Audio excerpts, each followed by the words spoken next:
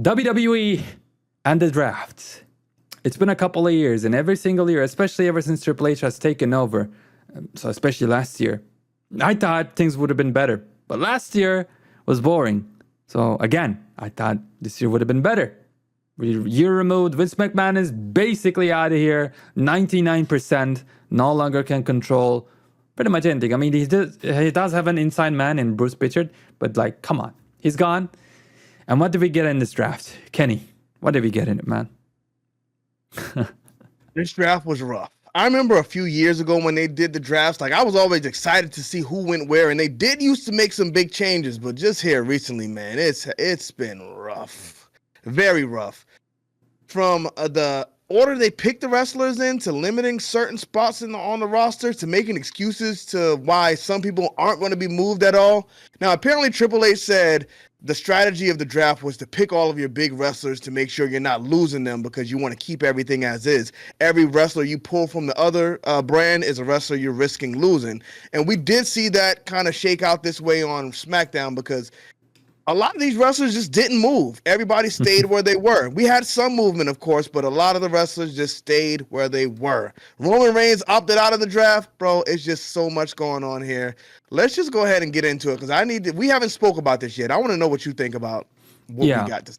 We will look into all of the rounds, all 4 rounds, and we'll talk about them too. But like, just a preface, like I was expecting a lot more. Again, I was expecting those backstage shots where, oh, the wrestler learns, I've just been drafted to SmackDown. Oh my God, that sucks. Or, oh, I'm happy. Maybe SmackDown, Raw, NXT shirts, anything. No, we just got a bunch of old men, which I like JBL, I like Teddy Long. Like, they're great people, but come on. Those 2 people were cool, and then everybody else was just old middle-aged men and women. They're like, yes, like, what is this? What are we watching right now? Like, that's the reaction you're gonna show us? Show us nothing. It's better if you show us nothing. Just do a fancy graphic or something like that. Throw pyros. I don't know. This was rough. And not Make only it a celebration, you know. Yeah, or make it something sad. Or some people show them upset. Yeah, you know, like everybody doesn't have to be happy they're moving. Like, have some people like, oh man, like, you know, it is what it is, and then they just decide they're going to make the best of it. I think that'll add a lot to the draft, to make people like have a grudge, like, oh, I got drafted over here. You know, make a gimmick out of it. I still remember. Yeah, I still remember Undertaker throwing down chairs. Like, I think Stone Cold or whomever was like, no, I'm not being drafted to that show, man. Like, arguing with the GM, going over to the room, kicking the door down. You could have done so much. They chose to do absolutely nothing. But it's okay. After 20,000 years, after Cody gets his opponent, after everything happens and we die and there's a new Earth and a new universe, the show will start to get good, guys. Like, anyways, that's a whole nother topic, honestly. But... yeah, I thought this was... I did like them having the legends out, to seeing the legends, at least for them to make the announcements on who's going where. So I didn't mind seeing them, but yeah, I just thought they should have made it more exciting, because the people just get drafted and then that's it. We don't hear nothing. Yeah, even the legends were like, okay, they basically got the time to say hi, and then they immediately had to go ahead and say the draft picks, and we'll get to them right now. Like, it just seemed like, okay, we have to do the draft too. This is a normal Raw, but you have to do the draft too. So there you go. Get them out of the way. Like, it felt just like a, unnecessary part of the show. But the show name is like the draft, SmackDown draft or whatever. That's kind of wild to me. But here, we're about to see the draft picks for the first round, and we got Bianca Belair. SmackDown started with that. We got Jey Uso. Carmelo Hayes was the second pick of SmackDown, and then we had Seth Rollins. So, Kenny, what are your impressions for round 1 right here? So I do like the fact that the champions, whatever, they're protected to stay on their brand, because it makes sense. You got to have one championship on Raw. You got to have one on SmackDown. So Bianca Belair being picked number 1, I think that was a big statement for the way they view her. We know they really like her, because they got they got her all over the billboards and everything. So she's a big star. Draft pick number 1, great spot for her. Jey Uso as number 2 is very interesting to me, because Seth Rollins was in this pool as well. Yeah. And you didn't go Seth Rollins, your former world heavyweight champion. You went with Jey Uso instead. I guess they see big potential in Jey Uso, but I don't know. I think you want to lock Seth Rollins in before Jey Uso. That's just me. 100%. And after that, I mean, we see Carmelo Hayes, who they tried to put in a big spot. Like, yeah, Carmelo Hayes is here. Cody Rhodes, I want to face you. what way do you debut this young man? You make him lose to Cody Rhodes. Yeah, I mean, you just lost to the champion, fine. But I think it's better if you put him in a position where you're like, this guy was draft pick number 3. Can he beat Cody Rhodes? Have him on the undercard, taking down all of these other guys leading up to Cody Rhodes, and then he can take the loss. But you just blew all that. Now we know he's not at that main event level. He goes to the mid card and he flounders and does whatever. And this is your number 3 pick, who you picked before Seth Rollins. So crazy to me. Crazy. I 100% agree. Like, what are you doing right now? I actually don't like the champions not being eligible. I think they should have been eligible, and the mid-card championships or something should have changed, in my humble opinion, just so we get that excitement. Again, there was nothing exciting about this draft. Roman Reigns being out of it, okay. So where's the fun in this? We're like, okay, so it's like you're playing a game of tag, and like you're supposed to, whatever, the taggy or the person you're supposed to tag, and like you're making up all these rules. Oh, you cannot run too fast. Oh, you cannot tag me in this specific spot. Like, what are you doing? Then what's the fun of the draft? What's the point of the draft? Don't make it a thing. Then don't promise us a show about it. Just handle it in the background like you used to in a couple of years ago. Like Triple H has to fix this, and I'm sure in 2-3 years this will be fixed, but it felt like nothing has changed. It felt like really nothing has changed. Yeah, what they did to Carmelo Hayes was also, I think, quite rough. And Jey Uso here, Kenny, is like, what are you doing? Why is he number 1? I think Jey Uso only has the heat, and he cannot back it up in the ring. He cannot back it up on the microphone. It's an interesting choice. And yeah, them picking him over Seth is rough. But then we had the round 2, starting out with Randy Orton, Braun Breaker, Nia Jackson. Liv Morgan was there, not Tiffany Stratton or any other woman. I can't think of every one of them right now. But yeah, let me know what you think about this, Kenny. So this brings me back to my original point. Just remember, we picked Carmelo Hayes over Randy Orton, which, what are we doing here? It just doesn't make sense. I understand you want to build up your rising stars, but Randy Orton right now still looks like he's in his prime. I mean, he's not. I don't know, bro. I'm just torn up over how they got this thing done. And then you got Nia Jackson, Liv Morgan underneath them. It's just these names, man. It's just these names. They just don't seem like they were drafted in. I don't know. Maybe we need new GMs because I don't think they handled this correctly. And it just shows to me, anyways, is I'm sure maybe you feel the same way, and everybody else watching the video right now. Like, I can tell Nia Jax was on Raw, so she moved to SmackDown. Who else was where? I have no idea. I guess Randy Orton returned, so I knew he was on SmackDown. Like, I don't even know the people's brand because you break him like after 2 months. Everyone's on Raw, everyone's on SmackDown anyways, regardless of what they've been drafted to. So this whole thing, they just don't care about the little details, and like they want to have their cake and eat it too, but you can't have it both ways, WWE. I'm sorry. Yeah. So I don't know if Braun Breaker was officially on the main roster before this, or if not, I believe we saw him on SmackDown a few times. But yeah, Randy Orton was already on SmackDown. Liv Morgan was already on Raw. Nia Jax did change. If Braun Breaker wasn't officially on the brand, then I think he's just getting locked into Raw. So I guess that's 1-1. I didn't realize on the first page, Bianca Belair, she didn't move. Jey Uso didn't move. Carmelo Hayes, I guess they just locked him into SmackDown, but I think he's been on SmackDown before, and Seth Rollins didn't move either. So he's really the only one who got anything different in this thing. Him and possibly Braun Breaker and Nia Jax. So not any big movement between these 2 rounds.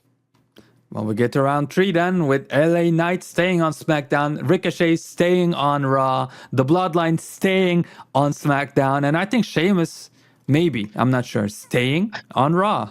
Yeah, he came back to Monday Night Raw, so he's staying on Raw as well. So I think absolutely no movement here.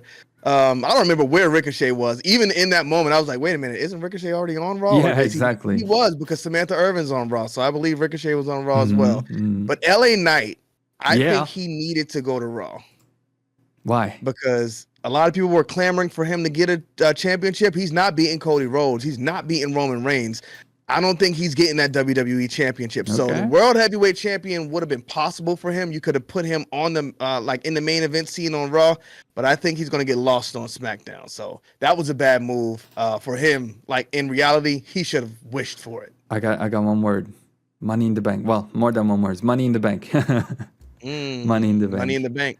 That's So what do I'm you hoping. think like he wins the Money in the Bank and then jumps over to Raw to cash in? Something But I like don't think that. he's I don't think he's beating Cody Rhodes either No, way. no, no, no. So yeah, that's his only chance. Otherwise, he's absolutely cooked. Just like round four was because AJ. Wow, AJ staying at SmackDown. No way, bro. Who could have guessed? Alpha Academy staying at Raw. Staying at Raw. Andrade. I mean, was he even drafted into something? I don't know. I remember seeing him on Raw and SmackDown. He was just in that storyline with Rey Mysterio on SmackDown, but I don't know if he was officially there. So, bro, There you go. I mean, like, well, yeah, he's officially there now. we can't even get excited for something, because like we don't know what's going on. Kiana James, another NXT call up, which is cool, but she's from NXT, and guess what? We don't know who she is. At least I don't know who she is. No idea, bro. Shout out to Kiana James, but I have no idea who you are, young lady. Yeah. Point is, But hopefully they cook with her. yeah, exactly. That's what I hope too. We are excited to meet her, get to learn more about her, see her wrestling style and all that, and her promo. But Kenny, where are the stars? I got AJ. House. We got. I guess Sheamus will count them. Randy is like a big. Like I'm looking like main eventer, big WrestleMania main eventer type of deal. All I see is like Randy. To be honest with you. Randy. I mean, Seth is good. I like AJ, but main event of WrestleMania, they didn't build him up in that way where he could have been, because when he first came in, he was having some banger matches. John Moxley, Roman Reigns, whoever he got in there with, he was cooking. But you are absolutely correct, man. You are absolutely correct. Yeah, WWE, unlike AJ Styles when he first came into the company, is not cooking with the draft. Are you hopeful for SmackDown, or not SmackDown, Raw? Even the way they did that is weird. I'm hopeful for Raw, just because this is they're going to Netflix pretty soon, and when they get to Netflix, this is the roster they're going to be headed to Netflix with. So I mean, hopefully they're trying to bolster up Raw with some stars, because I'm a Raw guy over SmackDown, just because I grew up watching Raw. Wrestling, WWE is on Monday nights. I hate that it's 3 hours, but I think Raw should be built as the premium show. So hopefully we get back to that, and I don't think we will, to be honest. But I will say, I think them drafting Jey Uso number one, I think that's going to lead to something. I think Jey Uso may be taking that championship at WrestleMania. Not WrestleMania. What am I talking about? And Backlash, WrestleMania Backlash last year. But I think he's going to be taking that title from Damian Priest, and they're going to build him up as like the tribal chief on Monday Night Raw, and then they're going to build up, that whatever bloodline stuff on SmackDown, and those two will meet together down the line. No, that's a pretty good call. I mean, yeah, why else would they pick him as number one? And if you're gonna strike with Jey Uso right now, shout out to Jimmy. He's been injured after WrestleMania, I think. We'll see him back when he comes back. But yeah, the iron is hot with Jey, so strike. Yeah, take it away from Damian, but they like Damian too, so it's kind of unpredictable to me. I think the Raw draft, what we will see is the same thing we saw here, so nothing crazy, nothing will change. But we'll see a couple of NXT callouts, and that's like the only thing really that I can get excited about, which is better than nothing. Yeah. I forgot. But a few predictions. I just want to ask you about a few wrestlers here before we get up out of here. Yeah.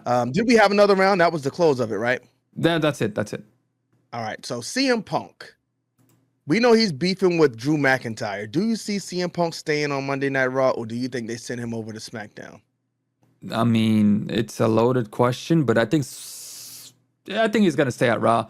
Because again, the Netflix ordeal, and then he's CM Punk. Like they'll BS their way if they want him to go to SmackDown later on from Raw. They'll just make up a BS reason, and they'll go there or whatever brand he wants to go to. So I think he's staying for sure. Because you keep Drew on Monday Night Raw as well, right? Yeah, which is crazy. I don't know how they're gonna do it, but I mean, none of these guys going to SmackDown. Could they take the title away from Cody maybe for a month or two, but it's still tough. So, yeah, right. But I mean, if we're looking at these big names staying on Monday Night Raw, I mean, we're looking at the same thing for this next part of the draft. Nobody big is really going to move to the other brand. So we're pretty much just going to be watching the same show this year as we were watching last year. Which feels like the show from last year, like 2022. Yes.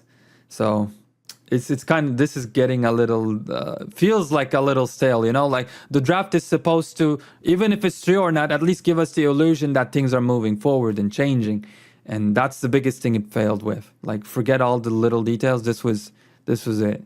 But yeah, hopefully night 2 is better. Night 2